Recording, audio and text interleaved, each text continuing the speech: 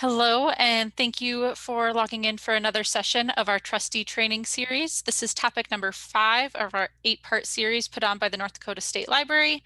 Today we are talking about the rather nuanced area of planning and long-range planning for the library. Oh, I forgot to put the link in chat to our LibGuide. It is, let me grab that for you if you want to pull it up, or else you can go on to our website, library.nd.gov.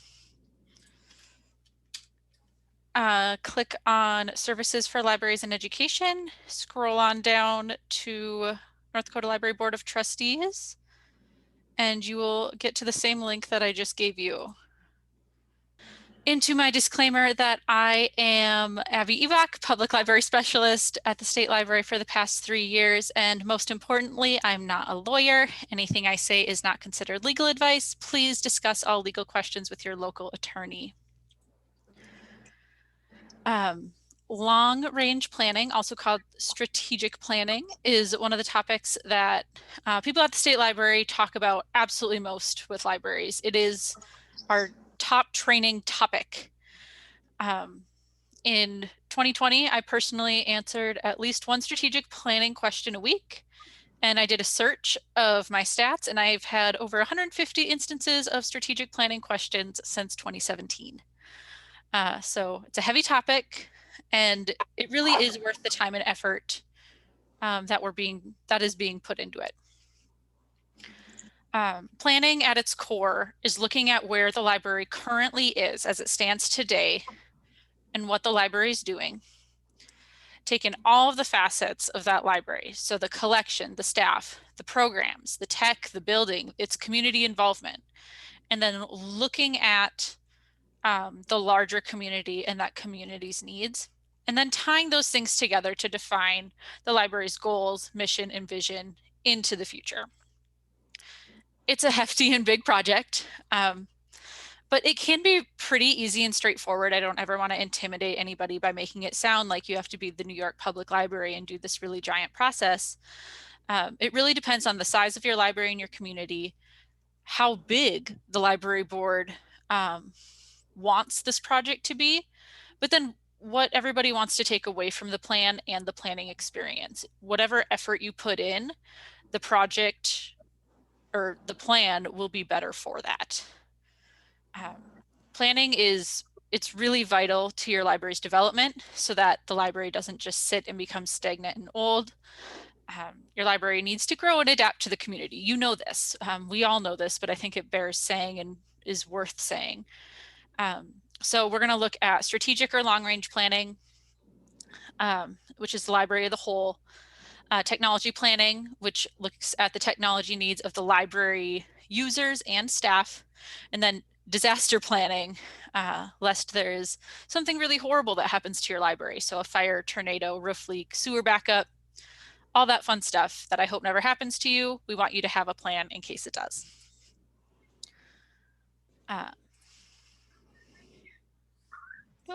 There we go. So strategic planning. This is the only planning document that is required by the North Dakota Library Coordinating Council Standards for Public Libraries at the developing level. So having an updated strategic plan on file with the state library is a requirement to be eligible for competitive grant dollars from the Coordinating Council. This is also what I'd like to call like an introduction plan. It can include elements of technology planning, and it can even include aspects of disaster planning within it. So again, what you get out of strategic planning is what you put in it. If you're not willing to put in the time and effort to create and follow a strategic plan, you can't just magically expect your plan to turn the library into like this new and energetic and like really exciting place. So to kind of go as low as we can go, a strategic plan is your document that looks at the next 3 to 5 years of the library. If it's any shorter, it doesn't give the library a lot of wiggle room to make meaningful changes. If it's any longer, there are so many unknowns and things that may change that it'll likely be outdated and defunct by the time, 6, 7, 10 years roll around. So there's no like true prescribed length for how long it needs to be as far as like length of the document. It's typically going to include a summary of the community and a general assessment of the community, a look at the library's strengths and weaknesses, the mission and vision statements of the library, and then 3 to 5 goals and their objectives. How thorough or in-depth the board chooses to dive into those topics is again going to depend on the size of the library and how much time the board is willing to dedicate to it. Strategic plans need to be approved by the library board, and the board should be an active participant in drafting and creating the plan. This isn't something that the library director should just write up independently of the board. But the library director should be obviously heavily involved and their input valued when writing the document. So strategic planning is not an agenda that's being pushed forward by a board member, the board as a whole, staff. I don't ever want people to think like, oh, this is the agenda we're pushing through in the next 5 years. That sounds really sinister. But instead it's a comprehensive look at how the library is currently functioning and then the steps it needs to take to achieve its goals and best serve the community. The board's role in strategic planning, that's going to be gathering information, determining goals, objectives, and priorities, and then collaboration with the director and other staff to approve the plan. The board is going to need to commit to evaluating the plan's progress as those 3 to 5 years go on, and then making sure to address those plans, whether it's in budget, policies, etc., to move the plan forward. If you make a plan and just let it sit, you're not going to get anything out of it. So the board has a choice. You can choose to use the services of a strategic planning consultant. That's not me. Absolutely not. This is a person that you would pay to do a lot of the information gathering and a lot of the research for the board. Again, this costs money and a lot of libraries can't afford that or they don't want to, but it's an option. It's definitely an option. Many libraries with the budget to do so will hire somebody with this to help with the planning process because these are people that are super well versed in working with community stakeholders to help ascertain everybody's needs. This isn't to say like the board still needs to work really closely with a consultant, but it takes a reasonable amount of weight off of their shoulders to have somebody do a lot of that lifting, a lot of that legwork. If you don't find yourself on a board in one of those libraries that would want a consultant, you're likely going to be doing the information gathering and assessments yourself. So there are a few common ways and places to find this information. Mostly, you're going to want to be pulling, I'm just going to give you a whole lot of stuff here. So population demographics about your city and county. So this is readily available through the North Dakota Commerce website, Census Quick Facts, the Bureau of Labor Statistics, American Fact Finder. These are all linked on that LibGuide that I gave you, so you don't have to like scribble them all down. But within those areas or within those websites, you can find a lot of the general information that you're going to want. So the basic demographics of your region, like ages, languages, ethnicities, education of adults, like how many have their high school diploma, how many have their master's or went to trade school. This kind of gives you that 10,000 foot view of the community and the range that they inhabit. And I don't want you to ever discount if like only 1% of your population speaks a language other than English, or if 8% of your population is Native American, because that's still really important information. Those people need to be equally served by your library, and I would argue it need more equitable service in general. And so you really have an opportunity in the planning process to help better serve those areas and those people. Other demographics, you're going to want to look at households. So a number of single family household versus multifamily dwellings, the median family income, Number of homeschooling families. We all know we have a lot of homeschooling families here in North Dakota. Number of families below the poverty line. These metrics are going to help you see what services the library provides for free that may not be easily accessible to everyone in your community. It's also really helpful for when applying for grants, because a lot of grants are going to look at families in the community that require free or reduced school lunch as like a benchmark for poverty levels. So that's just a great number to have in the back of your head. Okay, then I'm going to encourage you to look at the major employers in your area. How many people do they employ? What are the skill sets of the people that they're employing? How many people are unemployed, on the other hand, or need some sort of assistance like SNAP or WIC? And then look at the other social services in your area. So the number of nursing homes, daycare centers, shelters, rec centers, and then like organizations and service groups like the Lions, Elks, and 4-H. All of these demographics, all of these groups, all of these metrics are going to help you get a really holistic view of your service area and different areas that the library can focus on or maybe is overlooking right now in their services and ways that they can grow in other areas. After you gather all of that information, I want you to ask yourself the 2 questions on this slide.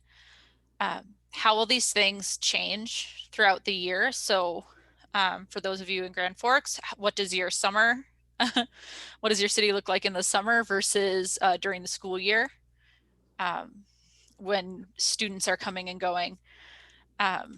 If you're on the western side of the state and you have a lot of transient workers in your area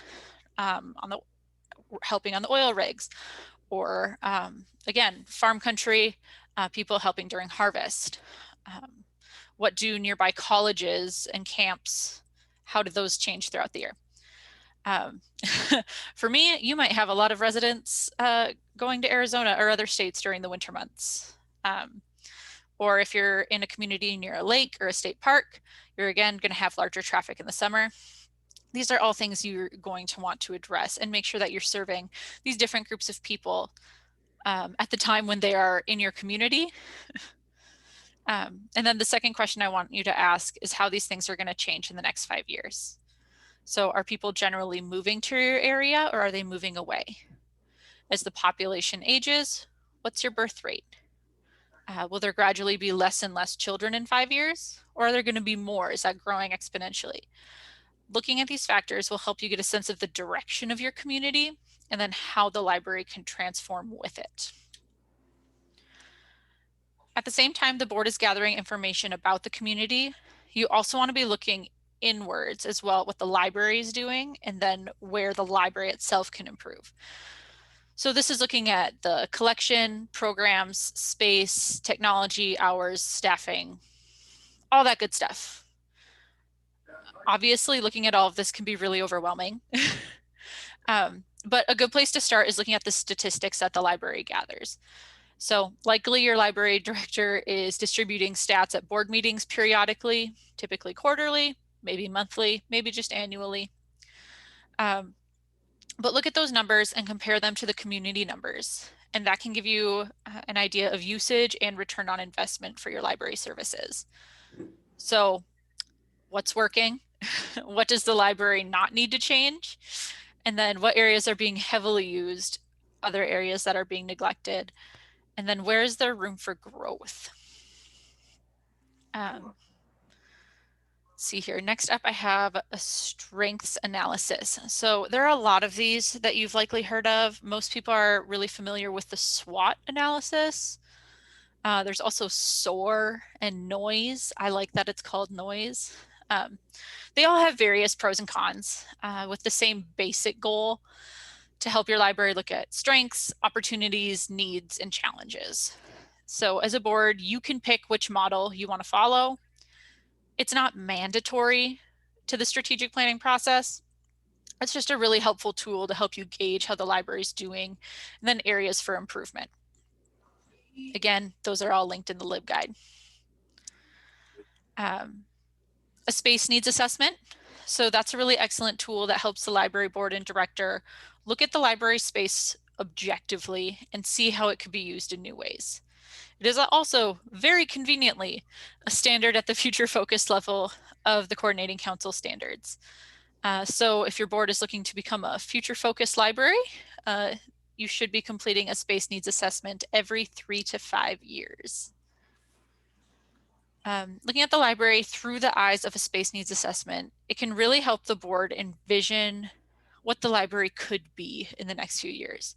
Shelves can be moved, programming space completely rearranged, reference desks altered, old furniture can be removed, and entire collections can be moved to alter the space and make it more usable for library users. The last item on this list is to look at other libraries in your geographic region, but then also just generally other libraries that are the same size with the same funding level as you. So I can either get you a list of libraries like that in the state, or you can just reach out to other libraries directly, ask them about their services, statistics, staffing levels, and hours. Pretty much everybody is going to volunteer that information. It's also open records, so like technically by law they have to give it to you if it already exists in the form of a record. So you want to look at these other libraries not to compare yourself just to see who's like better, because that's not how you want to go into this process, but to see it as a chance of new ways and other ways to be doing things in areas of growth for the library. It's not a competition. We want everybody to succeed. The final information gathering stage for strategic planning is obviously, to me, one of the most important, which is talking to your library, both users and non-users. So you want to ask which services in the library that they use, how they find out about events, reasons they come to the library, and then like what they want the library to do. Get their thoughts on the library in general. If someone says that they don't use the library because they don't read, you know that the library needs to market its other services. We all know the library isn't just like a book warehouse anymore. If a person says they don't use the library because they're not open at a time when they could come, that's indicative of something the board might be able to change. I do feel the need to say that the board can't change things because one patron wants it. That would be exhausting and you can't make everybody happy. But gathering enough responses can give an indication that a significant area of the population could be better served or served differently, and that could be a reasonable cause for change. So not just one person's opinion, but looking collectively to see if there are areas for growth and change. So I present you the really creative idea of a survey. This could be a paper survey that patrons fill out as they wait for their items to be checked out at the library. It can be online so that people can fill it out through social media or other online notifications. It could be both. It can be long. It can be short. It depends on what questions you are interested in investigating. Just please don't make it too long or people will look at it, cry, and not fill it out. Again, I have example surveys on that LibGuide. A more in-depth option than a survey that can build upon it, if you will, would be the focus group. So you would gather stakeholders and have conversations with them about the library, the community, and how those two things relate to each other. So this might include staff members, patrons, people from all areas of town. So a business owner, a council member, a young worker, a retiree. And then the goal of the focus group is to just really narrow in on these areas where the library is serving them well and where there is room for growth. Once you have gathered all of the possible information, the group that is going to draft the strategic plan, so it might be like a committee of the board or the entire board, if that's what you choose to do, they're going to come together and discuss what they found, come up with common themes that they noticed, and then areas that they think that the library should focus on. This, I don't want to say typically starts, but like it most logically is going to start by looking at the library's mission and vision statements. If your library already has them, the board or planning committee should review them to make sure that they're still relevant to the library and the community. The mission and vision statement can be rewritten if it's decided that they need to be updated.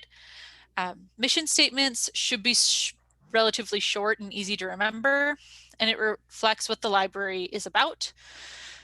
It should generally answer the questions like, what do we do today? For who do we do it for? It's the why, the what, and the who. A vision statement is kind of the completion of that. It's the when and the how. So it's going to focus on the future, and it's more of an aspirational statement. So we'll use Google's example because I feel like they're pretty straightforward about it. Their mission is to organize the world's information and make it universally accessible and useful. Their vision statement is to provide access to the world's information in one click. I always get mission and vision statements mixed up. I'm constantly Googling what's the difference. I will never judge you if you just say mission and vision statement. Once you get those sorted out, you're going to want to combine those with the desires and needs of the community and library to form the goals of the strategic plan. So like I said, there's typically going to be 3 to 5 goals, but you can have as many as you want. You know, you just want to make sure it's reasonable to accomplish those in the time period allotted by the plan. If you've got 15 goals in the next 3 years, I mean, good for you. I believe in you. I really hope you succeed. But you may want to parse it back and make sure that you're being reasonable. Goals should be measurable and definable. I'm sure you've all heard of SMART goals, like specific, measurable, achievable, relevant, and timely. And you're generally going to want the goals of the library to follow those basic guidelines. So once everyone agrees on a goal, you're going to want to have specific objectives to back it up and use as your benchmarks to success. So if the goal is to update the public seating areas and furnishings so that they're easily disinfected, easy to move, and more comfortable, your objectives might be formally document the items that need to be replaced and follow local protocols for selling and disposal of these items by December 2021. Investigate your different vendors and purchase new items in 2022. Sell and remove all furnishings in 2023. So just kind of this outline that shows the process that the library will follow. It answers all of those who, what, when, where, how, and why questions. And the objectives are really just going to help future boards and the current board stay accountable to following through on the plan. It shows that you've already put the thought forth of how this plan is going to be put into action. Once you've drafted your plan, it should be reviewed by the entire board. And then if everyone's agreed, vote and formally adopt it. And then please email it to me because we keep all of your strategic plans on file at the state library. So I love reading strategic plans. It is one of the joys of my job. And that's not sarcasm. I really, really enjoy strategic plans, you guys. If you're having any trouble drafting a strategic plan or coming up with goals or with any step in this process, call me. I'm always happy to give you my opinions and offer any guidance on those. Technology plans outline a library's goals and strategies for using technology to achieve mission, goals, and objectives. It looks at the current inventory of tech equipment and software, and then it plans for the future purchase, replacement, and maintenance of equipment and software. Technology plans are standard F13 at the future focus level of our friendly standards for public libraries. You can always tell how important the coordinating council thinks planning is because there's like a standard at every level. So similar to the strategic plan, technology plan should cover about 3 years. It can be 3 to 5 years, but technology is still changing so rapidly that anything much beyond that 3 years is gonna go out of date quickly. So I kind of like to keep those on the shorter end, but if your strategic plan is on a 5-year rotation and you want your tech plan to follow that, I'm not gonna stop you.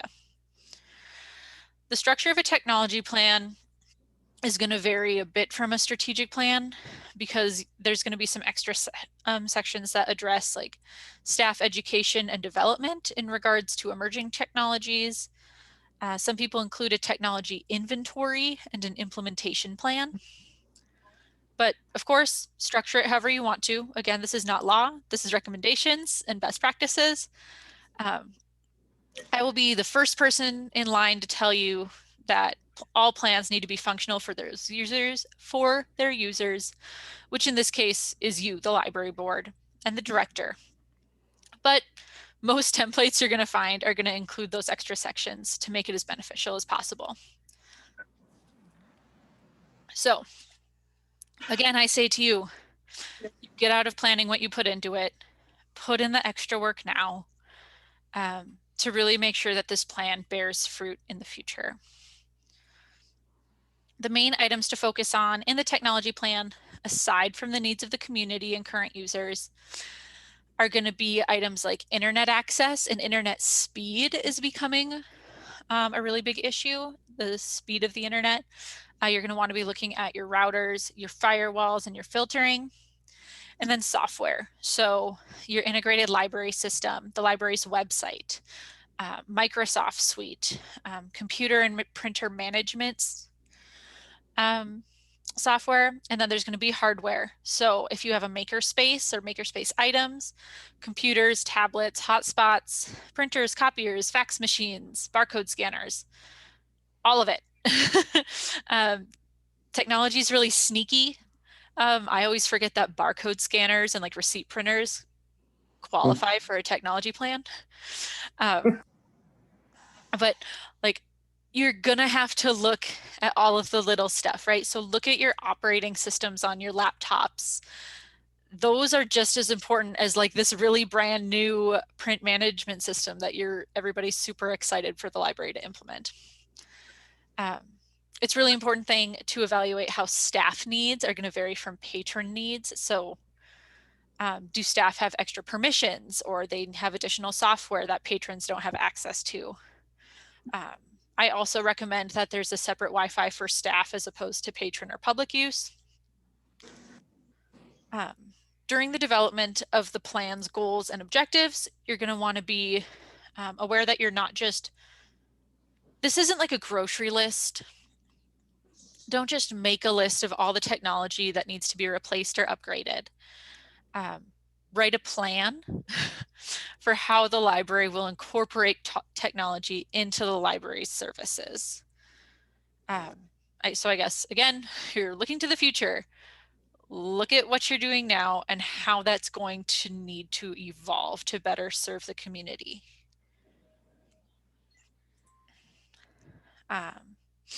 Last but not least, disaster planning. This plan is dramatically different from strategic and technology plans because it, in large part, involves less community assessment, but it does involve more research. They are not required, but they are standard F14, again, at the future focus level for our standards for public libraries. Disaster plans are a really large undertaking. They look at every single thing that could happen to the library or in the library that wouldn't count as day-to-day operations. So they're helpful when a disaster occurs, right?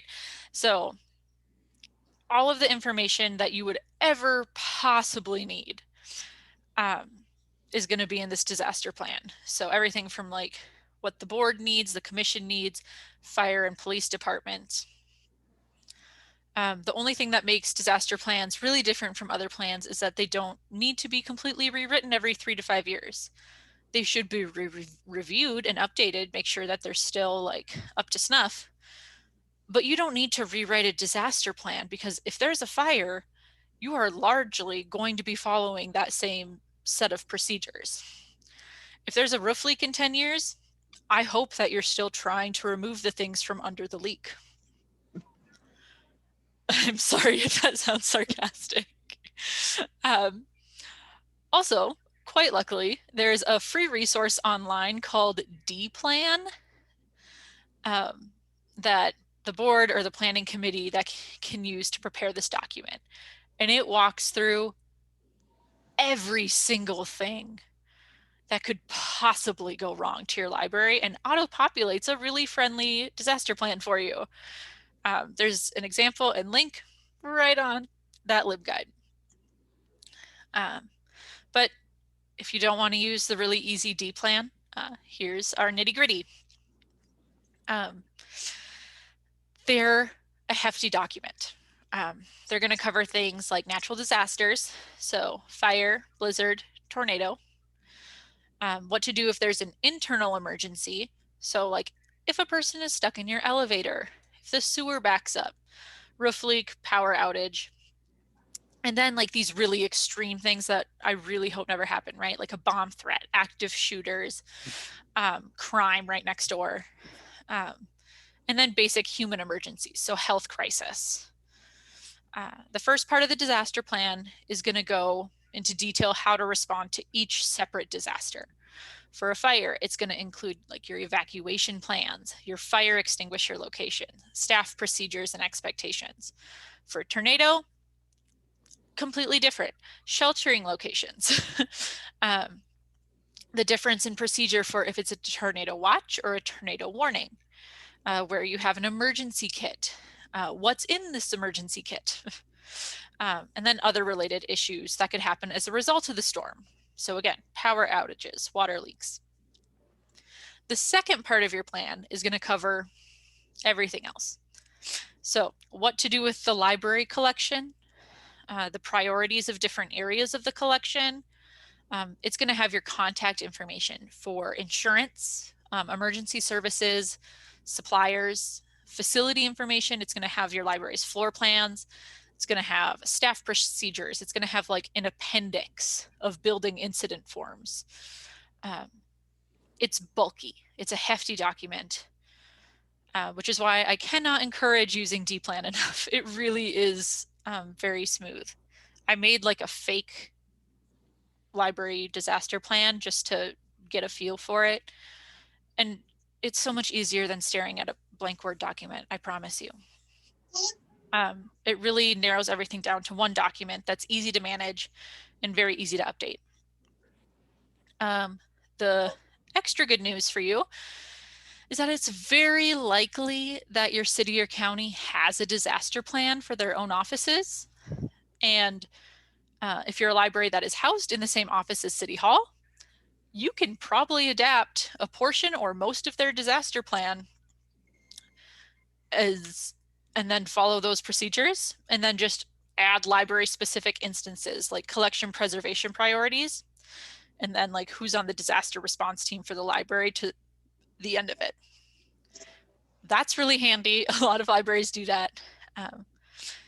It's also really likely that even if the library doesn't have a disaster plan right now, you probably do have a collection of paperwork or a file or somewhere that has who all serves the library, like your insurance contact, your locksmith, your favorite electrician and plumber. Disaster planning is taking all of these things and just brings all the names and numbers and procedures into one area so that all staff knows where it is. It's on the computer. It's also printed out, because if there's a power outage and you can't get to your disaster plan, you're going to want that in print. They're a lot of work, but they are a part of your library and they can be so helpful. They're going to include things specific to your region, specific to your community, specific to your library. And so I can't help you as much with disaster planning as I can with tech and strategic planning. But again, there's examples on the LibGuide. You can call me. I'll do my best to help you out. I'll still read it over. But that's kind of the quick 1-2 of technology and disaster planning, and the end of our slides for today. Do you have any questions on any of the planning? Again, here's the contact information of myself, Abby. Carmen is the Library Services Division Director, and then State Librarian Mary Susie is on here.